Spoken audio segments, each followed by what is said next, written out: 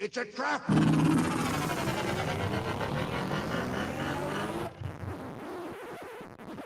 Oh, I'm sorry. Did I break your concentration?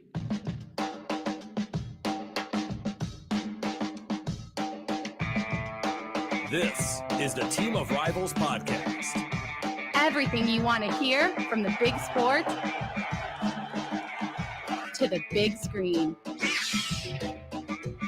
He's all by himself, fires into the end zone. Touch! Touchdown! No!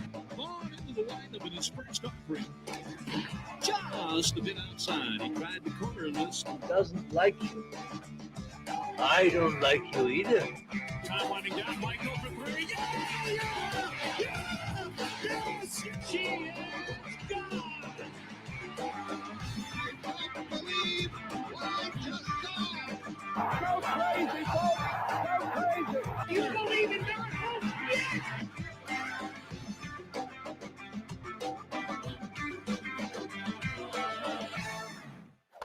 Number 5 when ready. What?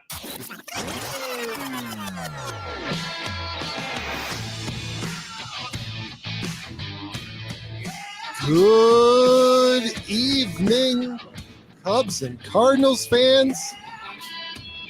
It's Thursday. Wow, that was awkward. It's Thursday, October 14th. Damn. Elliott and I thought we were going to get off easy this week. We're going to have a nice leisurely podcast, but here we go. It's the Team of Rivals podcast. Proud members of the Gateway City Sports Network, Shildt, where you can find great podcast and blog content.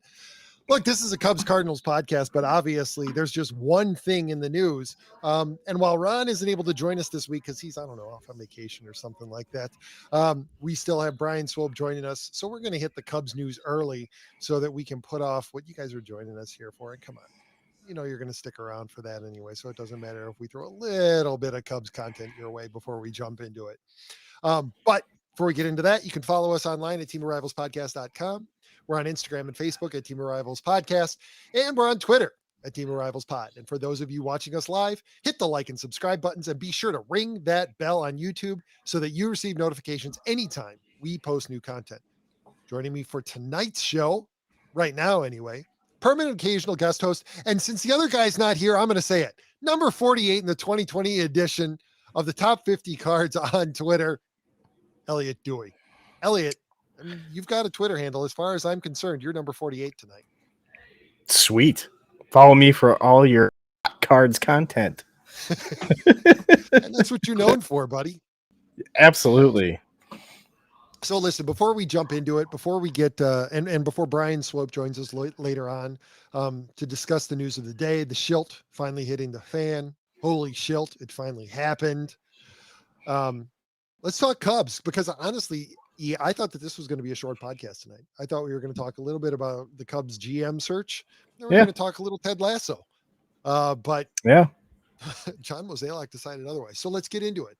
Earlier this week, The Athletic broke a story, Brian Mooney and Sahadev Sharma, saying that the Cubs GM search had been narrowed down to, it looked like, 4 candidates. And then yesterday, news broke. Apparently, the Cubs have narrowed it down and they're finalizing the contract process. Joining the Cubs any day now will be Mr. Carter Hawkins, 37 years old, from the Cleveland Guardians now. That's going to be really hard. That's going to be hard to do, especially since anytime us as fans look back to 2016, they'll still have been the Indians. Yeah, that's so right. We beat the Indians. The Guardians have never blown a 3-1 lead in the World Series. That is absolutely true. We'll be able to say that. And Guardians fans will go to that. Well, I'm not an Indians fan. I'm a Guardians fan. Never blew a 3-1 lead. Yeah, your whatever. Franchise did. Your franchise, exactly. Your team may not have, your franchise certainly did. It's absolutely. Wait, so does that mean that if we were to change our team name back, we were to reclaim the White Stockings, not the White Sox, the White Stockings? Does that mean that we immediately rewrite the 108 years and it never really happened? Well, it didn't happen to our team. Didn't happen to our team. We're not Cubs anymore. We're the White Stockings. Yeah, never. And Cards fans will never let that not be associated. That's right. That's right. Expect that out of them too. And I can't wait to ask Ron this. I should have asked him last week and didn't, and that's entirely my fault. But I really need to ask him this. So please remind me next week when we get back on. Which do you think is more painful? The Cubs losing in back-to-back one-game series back in, what was it, 18? Yeah, 18? Yeah, 18. Yeah, 18. Or going on a 17-game winning streak, just on an absolute tear at the end of the season to just completely fizzle out in a wild card game. Although you got to give them credit. They did hang tough with the Dodgers. So yeah, pulling the Dodgers that way and giving them a decent series. I mean they showed up. They weren't the White Sox. Oh my God. Oh, poor Alex. Can't wait to talk to him. They just, that's painful, man. They did. You're absolutely right. They didn't even show up for that series. I was really rooting for them to win. Were you? Like, kind of, yeah. I mean, I'd like to see those guys do well. And I was texting my buddies saying, stop putting Kimbrel in the 8th. He is up, man. I'm like, the numbers show it. Stop it. It's been done before. And, he's a closer. I don't care if it's just pitch the damn ball. The guy is a closer and one of the best ever. And speaking of which, and I guess this is just going to be kind of a potpourri show to start it. Yeah. It sounds like the White Sox are going to pick up his option, and then they're going to look to trade him. So thank you for Cody Hoyer. Thank you for Nick Madrigal. I hope you get some assets back for Craig Kimbrel in the last season of his contract. It's going to be tough. Well, and I don't know if you saw some of the stuff coming out of White Sox Twitter either. The NBC White Sox talk, tweets that really didn't age too well. So the whole after Kimbrel blew the 3 runs, they tweeted thanks Cubs after they lost that game 9-3. Yeah, it's not really his fault. That's your team not showing up. Well, and also that's your manager completely misusing him. Yeah. I mean, it's clear that is absolutely not the way that he should be used. And, they're doing him a disservice, and they're doing their team a disservice. And, we've talked about it before, and I've mentioned it. I would love to see baseball players being used, effectively being deployed like that. Right. So that you're using a really effective guy like that in a heavy stress situation.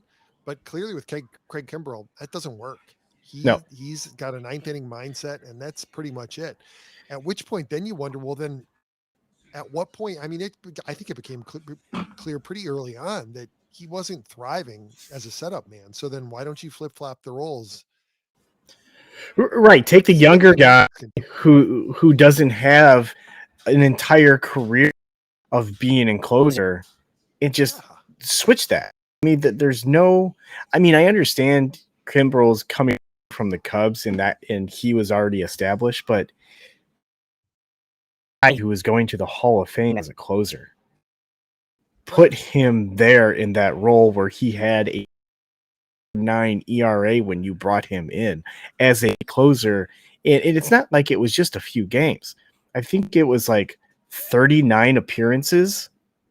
Right. And it's not like it was a fluke for this year. No. Right. This was something that he had been doing last year. So yes, he clearly figured something out when he was with the Cubs.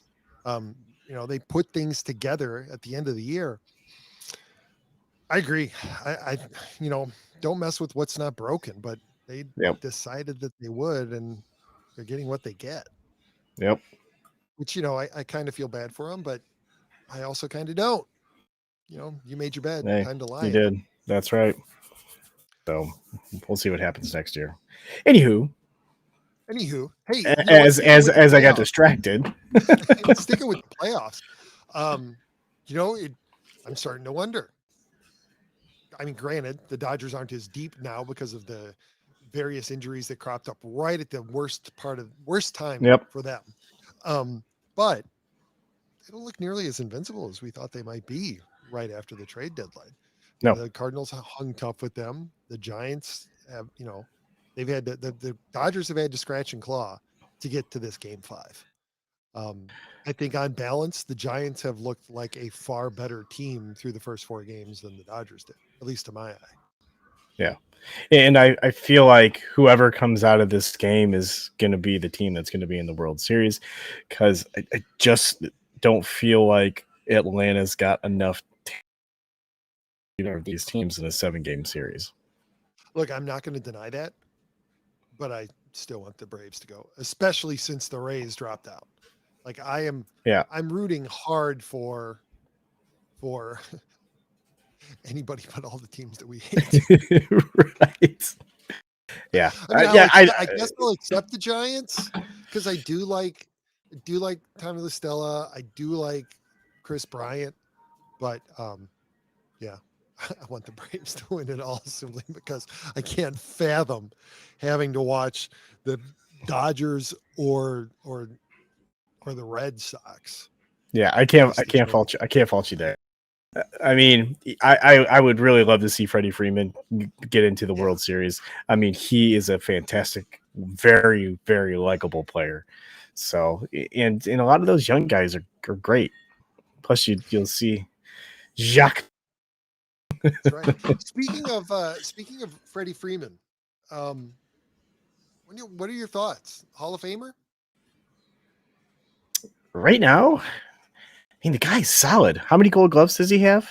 5? 5, 6? I don't know, but it's got to be. Well, I don't know. Paul Goldschmidt's been pretty good himself. Well, I think it's rotated between Freddie and Anthony Rizzo for probably the last decade. Let's see. I mean, he's a 5-time All-Star, and he won a Gold Glove in 2018. Okay. Man, I'd still put him right up there. It's largely been Paul Goldschmidt, I think. Yeah.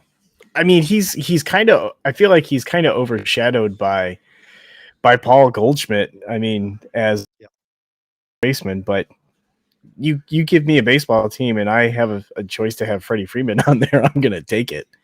The guy is always a solid hitter. He's good for RB, good for on base percentage. I mean, I feel like him and Anthony Rizzo are kind of clones of each other. Yeah, they're very close. Yeah, so you're almost exactly right, E. Since 2013, the only person other than Paul Goldschmidt, Anthony Rizzo, or Freddie Freeman to win a Gold Glove was Adrian Gonzalez in 2014. So when Goldschmidt, Gonzalez, Goldschmidt, Rizzo, Goldschmidt, Rizzo and Freeman, Rizzo and Rizzo. So it's pretty good company to be. So yeah, I don't know. I kind of would like to see him hoist the trophy because I think that does lend a little bit more credibility to a Hall of Fame, at least consideration. Yes. And he's definitely been one of the best first and most consistent first baseman of his generation. So I wouldn't mind seeing him and he's unbelievably likable. Absolutely. Yeah.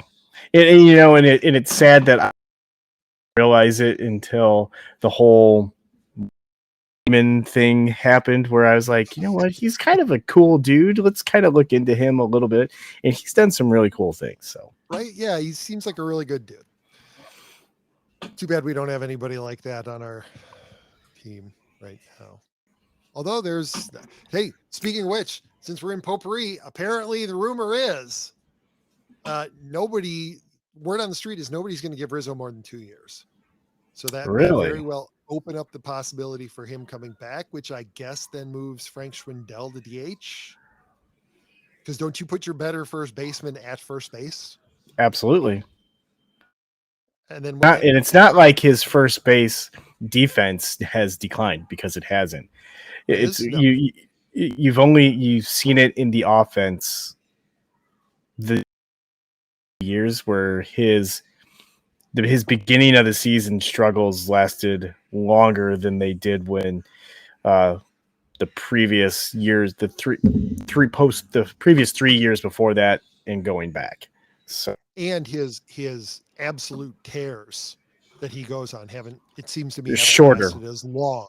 Yeah. They've definitely been shorter. And I think that's due to injuries that have plagued him a little bit more, which have they crop up every single year, where he has 2 weeks or 3 weeks where he's been out with back soreness. So, right. Yeah. And you wonder how much, he comes back, and it always seems to be after he goes out with the bad back that he gets on a tear. He comes back, he feels good. Yep. And he's just getting older and breaking down. And so the tears can't last as long before he needs to, take a day out of the lineup. Right. Which I think would, if they do bring him back and the DH does finally to the National League, if you've got someone on there where you could rotate between the two of them, between DH and first base, I think that's perfect. And you can get a little bit longevity out of Rizzo. So where he can still get his at bats, but not be as hard on his body out on the field. Yeah, I agree. And Greg, our old buddy on the road, he's joining us tonight, and he put in the chat, bring Rizzo back, move Schwindel to left, trade Happ if we can get anything for him. One, I agree. Two, we have to assume that the DH is going to be here next year. So I think that you're better off putting Schwindel in as your DH than playing him out in left field if you bring Rizzo back. And three, you can't get shit for I was going to say, Happ he'll be let go. You think so? I think you're going to tender him.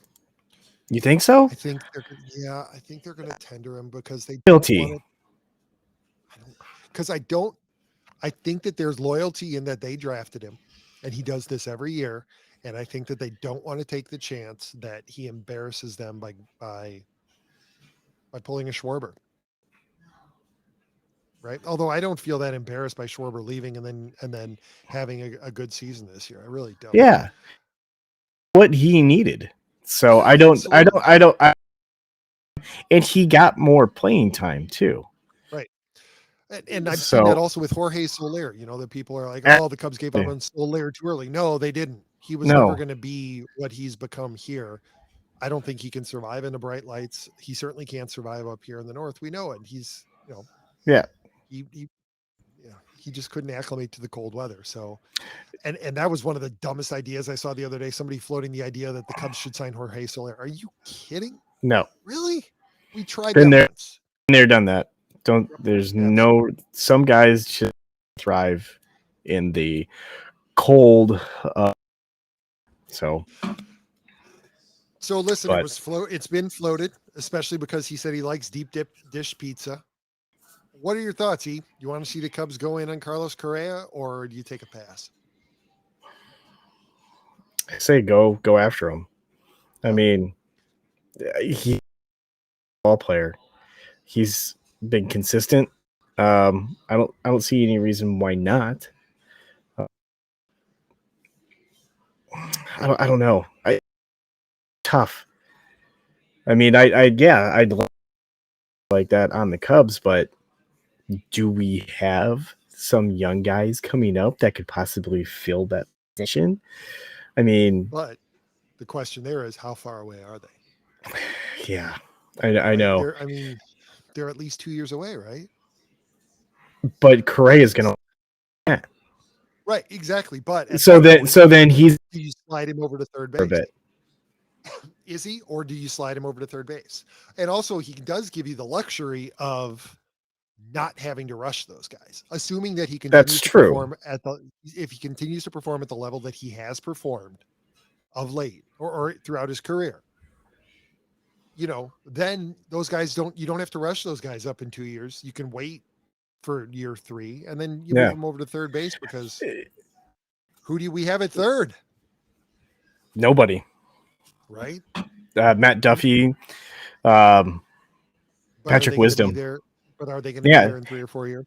no, they're not. So yeah, I mean, you can slide him over, bring up the young hotness, keep him at shortstop. I mean, you would think that maybe you still have Nico Horner playing second base if his health remains. So, and maybe this last year was kind of a fluke with injuries. So, That's what you got to hope. yeah, Although I mean, I'm with you. I'd love to see them commit that kind of money to Carlos Correa. I think that he is definitely the kind of player that can justify that kind of a contract. hmm But I think that they're going to sink their money into the starting rotation.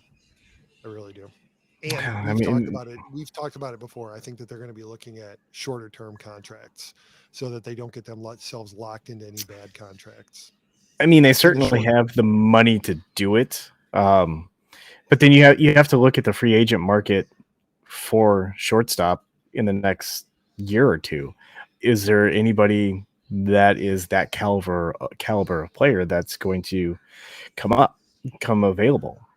I mean, you're certainly not. No one's going to go after Trevor Story. I don't think. I think he's. I mean, we'll see how that ends up. But Especially I can't think. Because you assume, he'll be offered the qualifying offer. He'll reject it. Right. And then the Rockies have draft pick. We assume the Rockies have draft pick compensation attached.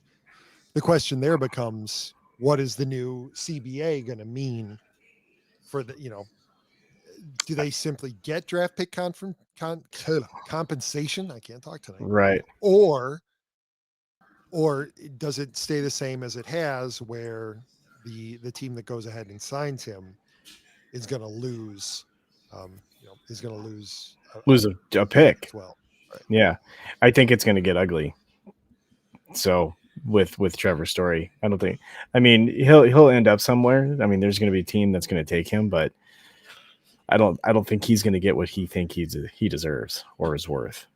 Unfortunately, I think you're 100% right. So, we'll keep our fingers crossed and we'll keep our eyes on it. But I have a feeling that we're not going to see anything out of the Cubs for a while. Yeah. Because I don't think that they're probably not going to be swimming in that end of the pool. Yeah. Early on. So let's circle back to Carter Hawkins. I don't even think we really got into it besides the name. So I don't know much about him. You've kind of read up on him. What do we get? Player development, baby. He started out as an intern on the scouting side. He played baseball at Vanderbilt. He moved into player development, became the director of player development in 2014. So he's 37 years old. He started out with the Indians in 2007. He, again, director of PD in 2014. He got promoted to assistant GM in 2016, and he's been there ever since. Apparently he's highly regarded, and he's got success in scouting and player development, which obviously is something that we've seen the Cubs target, but also that they've talked about targeting. So, and they've had some success with that. So yeah. I think where the Cubs have had successes in their top picks. Where they haven't had success is the remaining picks, where we really haven't seen where other teams seem to find guys in either pitching or in a position player. The Cubs really haven't found that. It's been, hey, if we've got our guy that we've got our eye on for the top pick, and then after that, it's kind of a crapshoot. And we really haven't seen these guys come up that we see in other organizations. So hopefully, with his background in player development, he's got a little bit better eye and can help them navigate the draft a little bit better and key in on some of these guys that they normally wouldn't. And you'd like to think, looking at the Cubs' last 2 drafts under Dan Kantrovitz, those seem to be paying off much more quickly. And the reviews on the flyer, not the flyer, the gamble they took, signing James Triantos in the second round this year, somebody who other teams had stayed away from. The Cubs took the risk. They signed him, and he was recently ranked, I think it was by Baseball America, the best minor league position draft pick in the draft.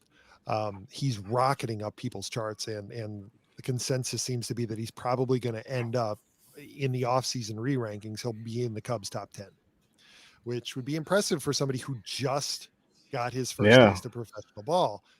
And you think about those kind of drafts already hitting, and then you add somebody with Hawkins' pedigree as your general manager. That's exciting, especially when you look at Cleveland's success over the last several years and being able to develop. And this is the really important thing for the Cubs, their ability to develop pitching in-house, which really has been the Cubs' Achilles heel. Absolutely. Ever since Theo and Jed came to the organization. That's been the one place where they haven't been able to do it. So I'm excited about it. Yeah, I think it'll be good. Hopefully we get some news in the next, I would imagine tomorrow with the off day. Is tomorrow an off day?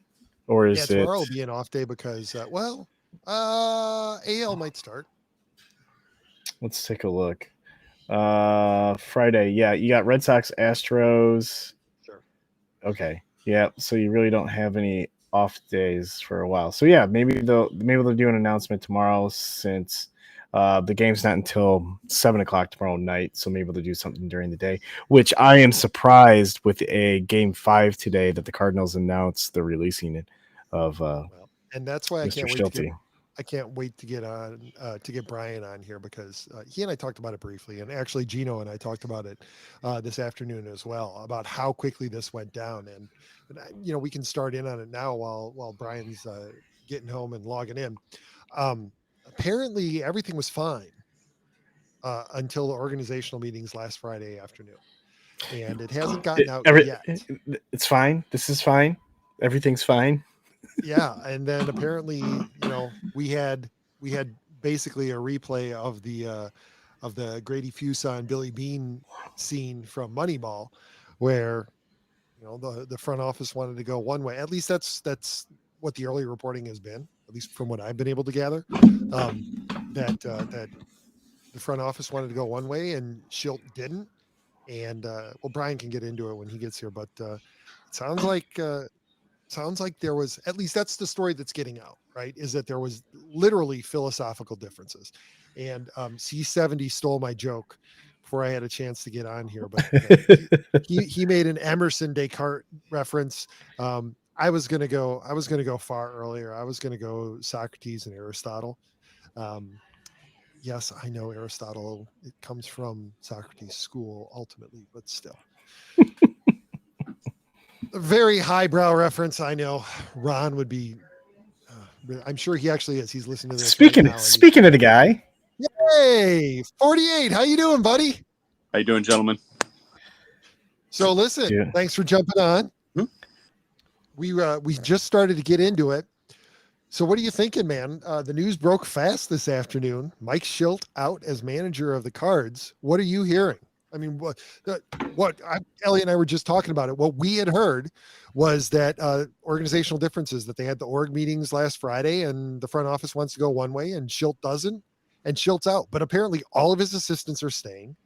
The rumor is that the organization is going hard into Jeff Albert. What are you hearing? And, what are you thinking, man? I mean, same thing you guys were reading. That's all I know. I'm not really hearing anything except from my son, who I just talked to, but actually I'm not in Charlotte right now, but I was working all day, literally like face down in laptop, ass sitting on a hard kitchen chair all day long. I found out through your text. That's how I found out this even happened. I was locked in and I had no idea. And so that's when I started looking. So I really haven't talked to anybody other than look in on Twitter to figure out what the reasons were, what the cause was. I'm surprised, to be honest, with a year left on his deal. Not that money to a manager matters. It doesn't go against the cap or anything, but I think continuity has been so important to the Cardinals throughout the years that switching out a manager 3+ years, we haven't seen that. I couldn't tell you when. Joe Torre, I think, lasted longer than that. So, I'm surprised. Shildt was the guy that they were that was their guy, the guy that came up through their system, who had coached, I think, almost every minor league level to some extent, and he was the Cardinal way.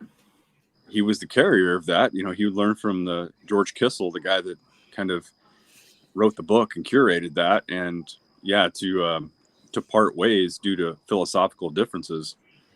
That's it's surprising. It really is.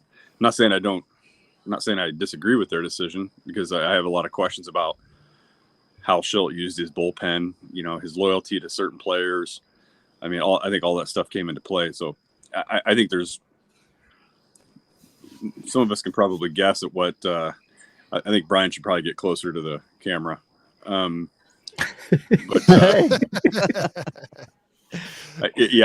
don't know. I don't know what to think, because this news is even newer to me than it is to all of you guys. So it's very surprising. This isn't a very Cardinal thing to do, but they did it. So you're right, Pete. It seems as though, I think they made it clear that Jeff Albert was going to stick around.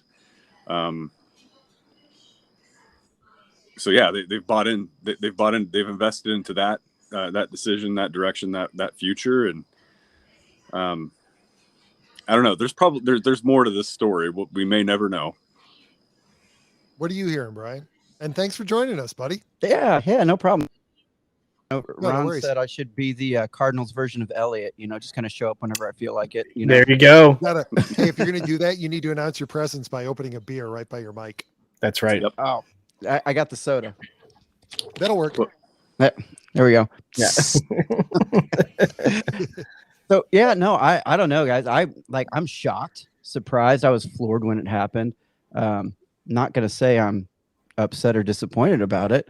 I don't think many Cardinals fans are, but definitely a surprise. Not something you see organization, especially when just a week ago they were talking about extending him.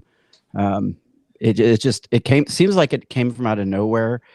And if they're talking like it was a philosophical difference, my thinking is, they went into a meeting today and had the entire staff there. They tried to hash things out, talk about, where we're going. Either somebody wanted something to change or wanted somebody else to change, and it didn't happen. And so that's where we are. Meeting's over. Shildt gets a phone call and gets fired over the phone. They couldn't even do it to his face. I mean, good grief. How did it get that bad that fast? And apparently some of the players found out, like, either via Twitter or from reporters reaching out to them asking for their comments. That's a rough look in and of itself, right? I mean, you would now. It's season's over for them, so you never know what those guys are doing. Maybe they weren't reachable and found out by Instagram or whatever, right? But Brian, for me, the rub this year with Shildt. Now, look, he's always been the guy I would guess that would always buy the extra protection plan on his Best Buy purchase. He just seems like that kind of guy. Yeah. But the rub for me this year was him telling. Look, I know managers, when they get in front of a microphone post game, like they're going to have to say whatever they have to say to not lose their clubhouse or not lose trust of the players. But for Mike all year long to tell us what we were seeing play out in the field wasn't really happening, that they were really playing good and scratching and clawing and fighting. And we're like, no, the game I just watched wasn't anything that you're describing. And so you're telling us what we're seeing is that's not really what's happening. That to me is what I got tired of this year. Absolutely. Yeah. To me, what it came down to, and I lost faith in Shildt back in June, and it's not because of all the injuries to the pitching staff. I mean, that's something you can't help. What I lost faith in him about was the way he handled the bullpen, specifically Alex Reyes. Yeah. He left him in way too long. I think he broke him. I really do. I think he broke his confidence, sending him out there to get, just pummeled as much as he did. And, we talk about a guy who, buys the extra protection plan at Best Buy. Well, he didn't have a, reliever up in the bullpen ready to go to back Reyes up. It's kind of like, sleeping around without a condom on, without asking him, I would guess his reason is, well, want my guy to know that I 100% trust him. So I'm not going to warm anybody up in the bullpen when he's out there. So I don't want him to think that I don't trust his ability to get through the inning. And without asking him, that's what I feel, because that's what we've seen play out. Like, I don't want to offend him by warming somebody up in the bullpen, and that's and maybe that's part of the philosophy that they disagreed on. Well, it could be, but I don't think the handling of Alex Reyes alone, or even the bullpen, is probably what did it. My head theory is, and I have no idea if I'm right or not, the guys, I'm purely guessing, is that I think it was something between the approach. I think it has something more to do with Jeff Albert, as an example. Kind of a me or him thing. This is the way I want to do things, but no, that's not what we've invested in the system. Jeff Albert is not going to get fired until his system that was implemented, until it starts showing him at the big leagues and either works or doesn't work. That's going to dictate what happens with that guy going forward. So if they invested in a way, it's going to take them years to figure out if that works or not. Well, and if you look at it too, like, that system is already paying dividends. You look especially at, the minor league level guys like Gorman, Burleson, Perez, Yepes. But the fans aren't looking at it that way. They're looking at Tyler they're not looking at it. They're looking at the major league level. But at the same time, it's like, if we've got to go outside to get some of those major league guys help, fine, whatever. I don't have a problem with that. I don't have an issue with that at all. Whatever helps the team. But if you look, top to bottom, and this is me eating crow, because I've called for Albert to be fired multiple occasions. But I got to say, the proof is in the pudding. It's working. And especially if you look at the last, month and a half of the season, the Cardinals were at the top or near the top in every statistical offensive category in the National League. So something is working. Well, do they have trash cans in the minor league dugouts? I think that's what you got to look at. And by the way, so now that there's a managerial vacancy, what's Carlos Beltran doing these days? Yeah, he was kind of the ringleader of that whole thing, but he's available. The Mets hired him for a few days, so he might be available again. But guys, I do have to run. Sure. But the last thing I want to talk about is, or at least get your thoughts on, was like I don't know how many managerial vacancies there are at this point, but I know San Diego and St. Louis are two. Not a lot of huge, like, big names out there. So my son was asking me a while ago, who do you think they're going to go after? I'm like, I don't know. They've always kind of went internal with this choice. I consider Mike Matheny even kind of an internal choice, because he had been there in the La Russa era, and it probably was an easy transition for most of the clubhouse, because Mike came from that. And then Shildt was an organizational guy. So they really haven't went outside to look for a skipper. So it'd be interesting to see what they do this time around. They've obviously gone outside for pitching coach help, for now hitting coach. It'd be interesting to see now what they do. Will they look outside to change things up? I personally feel like they might want to do that. I don't think the secret weapon's on the table. I think that ship has already sailed. If they wanted to hire Jose Oquendo, they should have done it years ago. I don't think he's up to it right now. And I don't know enough about Marmol and Stubby Clapp to know, like, is this what you want to do again? I want you guys. I know I made the joke. I want Stubby Clapp to be hired so that the Clapp is leading Masturbator and Prince Sex. I do not want to have a venereal disease leading this team. If there was a roster laden with venereal disease, it is the St. Louis roster and staff. We've got some of the worst names. I like the names, but yeah, it's Stubby. It's different.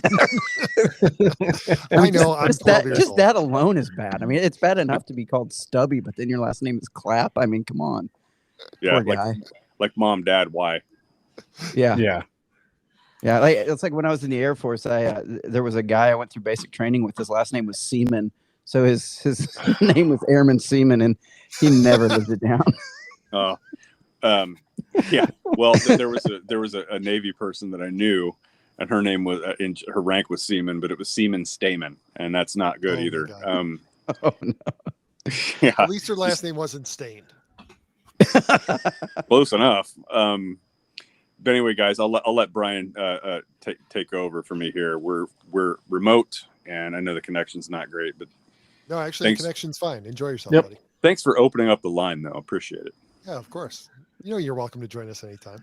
Thanks. Although you're going to have to change your name because I decreed when we started the show tonight that since you weren't on, Elliott's number 48 tonight. So he's got a Twitter handle. Taking it over. And I like the way we spelled "at" in front of QR. They wouldn't let me put the @ symbol on there. Okay. All right, guys. Enjoy the rest of your vacation. We'll talk to you next week. Have a good night. That's good. Right. So, Brian, I know it's been thrown around on Twitter a bit. What do you think about the possibility of the Cardinals having a player manager, either Yachty or Albert? I think it's a terrible idea. Personally, I think it's a terrible idea. I don't mind Albert coming back just from a nostalgic point of view. Maybe eventually as a manager. But as much as I love Yachty, I don't think he could get out of his own way. He wants to be in there. He wants to play every day. And, he's fired up enough as it is. We don't need him going out there and arguing with an umpire, and then we lose our manager and our catcher. I mean, that's a bad combination. That's a perfect storm waiting to happen. So what about the machine? He's not going to be playing much anyway. He's not, and it depends on what he wants to do. I could see that happening, but if I'm being honest, I really feel like this is an internal decision. Like it's coming down to me. I really think it's going to come down to two guys. It's either Stubby Clapp or Ollie Marmol. I think it's one of those two guys. And the only other name that I would even consider if I was the front office is Bruce Bochy. I wouldn't consider anybody else. It's one of those three guys. With the word being that apparently all of the assistants are being retained, right? Mike Shilt's the only one out. I mean, that basically says we're making an internal hire. Yeah, that absolutely. We're not even going to look outside, which is pretty amazing because at this, and I understand most teams are encouraged not to make news like this during the playoffs. There have only been 3 partings of ways that have happened since the end of the year, right? Jace Tingler, Luis Rojas, and now Mike Shildt. So if there's somebody out there who you want, I mean, right now for those 3 teams, it's the pick of the litter. Yeah. So I don't know. Personally, I would hate to see the Cubs limit themselves if they decide to move on from David Ross at some point down the road and say, we're keeping all of our assistants and we're hiring internally. You would think that a team with a profile that the Cubs or the Cardinals have, they really would be able to attract anybody they want to, because money, it would seem to me, really doesn't become an obstacle. You identify the guy you want, you bring him in. Right. And that's the point that you make. And it's a great point, is anybody who's coming in from the outside is going to want to hire their own staff and bring in their own people. Right. If the entire staff is intact and it's just the manager that's leaving, there's no way it's anything other than an internal move. It seems to me like the entire staff was on board and bought into whatever this philosophy is. Shildt didn't agree with it, and so Shilt's out. And ultimately, and this is the thing that baffles me about it, and that's why I kind of wonder if there isn't another shoe that's going to drop, right? Right on the heels of John Gruden being dumped, yes, because of the emails, but ultimately because he's not delivering, right? If John Gruden was 5-0 and the Raiders were playing the best football in the NFL right now, those emails would have gotten swept under the rug. This was an opportunity, I think, for the Raiders ownership to get out from under his contract because they had decided they were done with him. And so I would not be the least bit surprised if we found down the line that they're the ones who leaked those emails. But that's neither here nor there. I just kind of wonder if there isn't something else that happened with Mike Shildt that precipitated this. But I think there has to be. Right? Because if the disagreement is about the hitting philosophy, that's not where Mike Shildt was being criticized all year long. He was being criticized in the way that he was handling the bullpen. Yeah, and on top of that, when they had an opportunity to choose between Jeff Albert and Mark Budaska, it was Shildt who made the decision to keep Albert. Right. So I can't see how that is the main reason. Like maybe there was an aspect of it, maybe Shildt had a little bit of buyer's remorse, but when it comes down to it, that was your guy. You picked him. Right. So if that's that's why to me, when they say it was, a difference of philosophy, I think that's, a simplified way of saying things were not going to work out and there's more to the story, but we're just going to say it's this so that nobody gets, nobody's feelings gets hurt. Nobody, has to be, dragged through the mud or anything like that. I really feel like there's got to be something else, behind the scenes that we don't know, because a difference of philosophy is not a thing where you just fire a guy who's still got, a year left on his contract, took your team to the postseason 3 seasons in a row. And quite honestly, had he not put Alex Reyes in at the end of that wild card game, we could be talking about the Cardinals playing eventually for a World Series. Because to me, the Dodgers were the only team that scared me. The only team. Yeah, and so I mean, it's a completely different story. Elliott and I were talking about that before you jumped on. That the Dodgers haven't looked as invincible in these playoffs as they did before the playoffs started. The Cardinals absolutely gave them a run, and the Giants have appeared to be the superior team in this series thus far. I know it's tied up and we're in a decisive game 5, but up to this point, the Giants have looked far more prepared and have looked like a far better team than the Dodgers did. So I think you're absolutely right. I think if the Cardinals can handle the Dodgers, they might have been formidable. Yeah. Yeah, it's one pitching decision. So then why do you fire a guy over a disagreement over hitting philosophy? Especially if it's over hitting. Because if that's where if that's the hill that Mike Shildt was going to die on, he doesn't have a leg to stand on. Because, as we already mentioned, the offense did so well there at the end of the season, last month and a half. They were incredible. And it wasn't just all home runs. The last 30 days of the season, I pulled this up earlier. Last 30 days of the season, the Cardinals had, it was 160 hits, second behind the Padres at 62. They had 160 hits. 34 of those were home runs. 35 of them were doubles.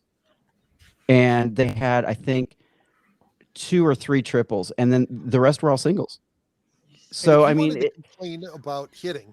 You complain because he's not putting guys like Bader and O'Neill in a position to succeed, and he's not playing them. But that's absolutely the opposite of what happened. Exactly. They both had career years.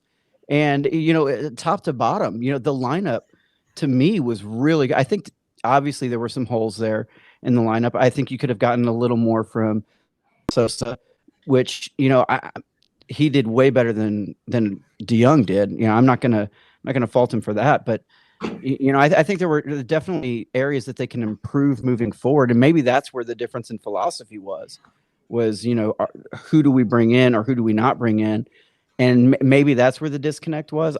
I don't know. It seems so odd to me that this is the reasoning that this is what you're saying is the problem.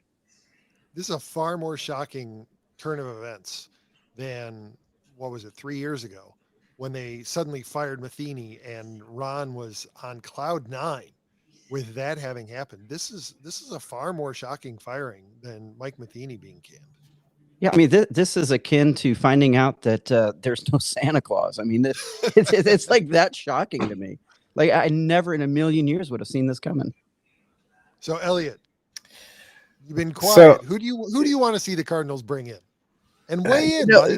There's another name that I had been reading, kind of getting thrown around, with Skip Schumacher as someone that the Cardinals may bring in, because he's an ex-Cardinal. He's familiar with the organization. I mean, yeah, he's an external hire, but he's somebody that is familiar with everybody within the organization. I like Skip. My question is going to be, though, will he be in consideration for the Padres position? Yeah, because he's already there as That's a bench the only coach. thing. I think Skip's in a really good position where he's at if they offer him that job. But again, I think it goes back to what Pete was saying earlier. You keep the entire staff.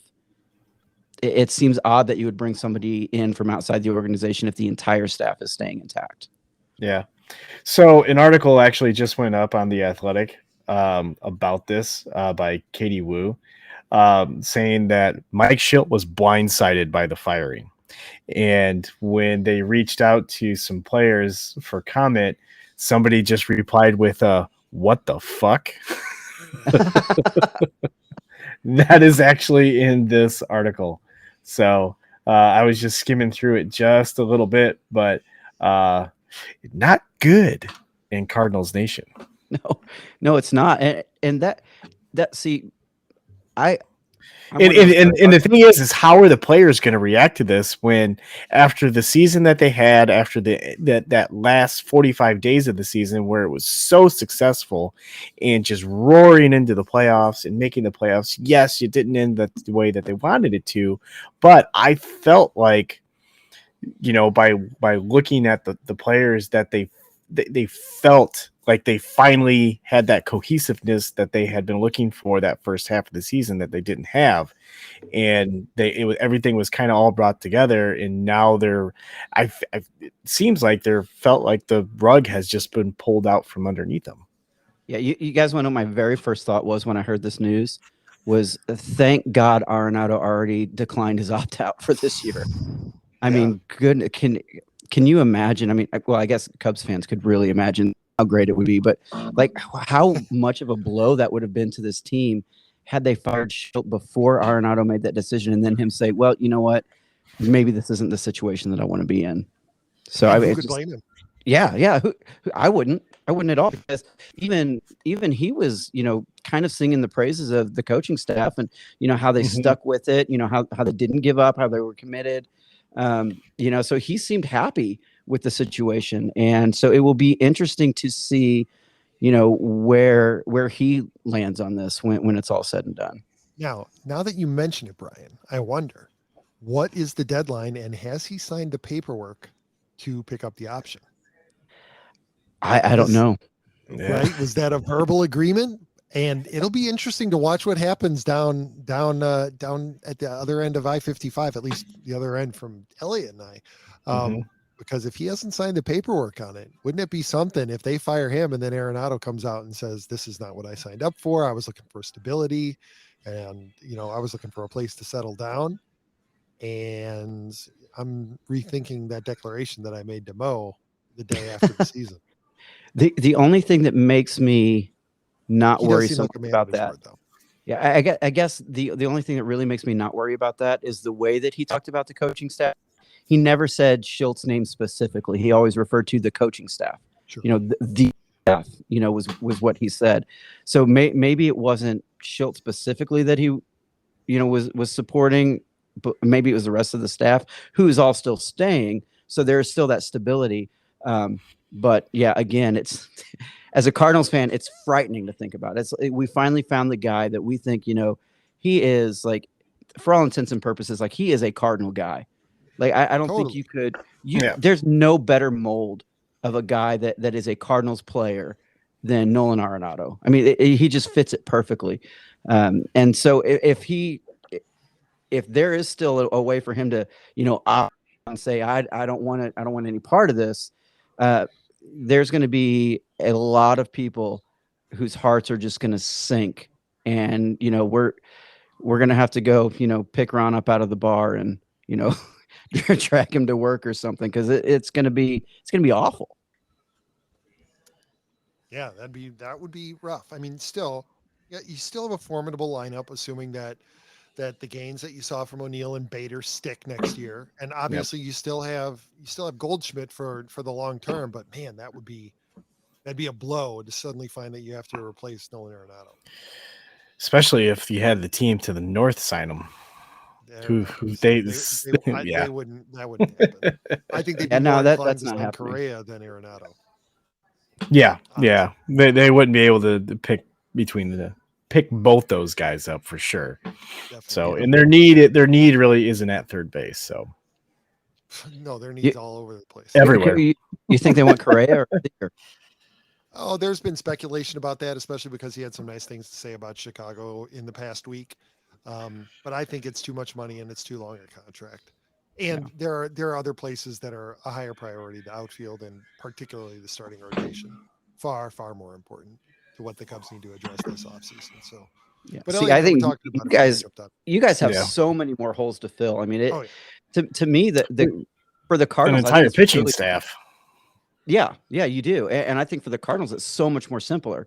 Upgrade at shortstop, shore up the back end of the bullpen, and get a left-handed, bench off the bat. That's it. And that's not going to be that difficult to do. Not in this market. Shouldn't. Yeah, we were talking about it before you jumped on, and I think Correa, if you were going to take a big swing at anybody this year, he's the one. But, I think it would take more money or more years to get him to come to Chicago, because they're probably not going to, unless they're a surprise contender next year, they're not going to contend. So is that the situation that he wants to go to? So then you have to sweeten the pot by paying him more. And then what do you do in 3 or 4 years when their hot prospects at shortstop hopefully start paying off and showing up? Conceivably you could move him over to third. But I think that we're going to probably see the Cubs swimming in the mid-range of this year's free agents, and probably paying a premium either in AAV or, paying a premium in AAV, because I don't think they're going to pay it in years, because they're not going to want to get tied to anything, so that they can retain that flexibility in a couple of years' time. Yeah, they're going to play free agency like the Cardinals normally do. Right. Yeah. I think let's go which is not a bad idea right now. Yeah, I think they'll play free agency the way that they did in 13 and 14, right? You sign those guys so that if you surprise by contending, then great, you've got some guys who will pay off, and they'll be part of the reason why you contend. But also, if you don't contend, they're the kind of guys that they can flip at the deadline, like they did so successfully in 12, 13, and 14. Yeah, which ultimately stocked the team for their runs in 15, 16, and 17. Yep. It's a good model. So you'd like to think so.